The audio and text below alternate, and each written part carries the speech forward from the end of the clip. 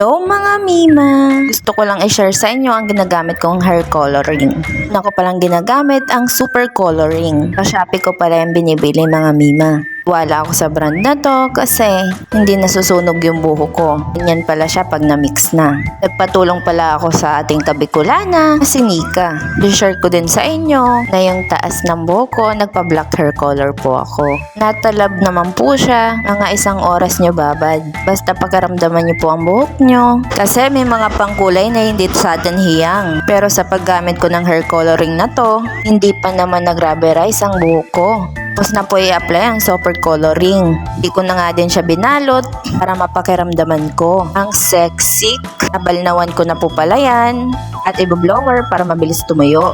Pasayaw pa nga. Next naman natin i-apply ang ash gray.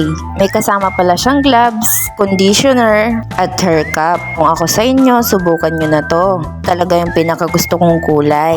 Pero hindi ko siya ma-achieve nung una. Kasi nga, natatakot ako. Ling ribbon kasi ang buko. Eh, hindi ko siya tinatagalan ng babad. Pero nang natuto na ako, tinatagalan ko na talaga siya guys. Gahalo pala ako ng konting suka kasi medyo matapang ang ash gray.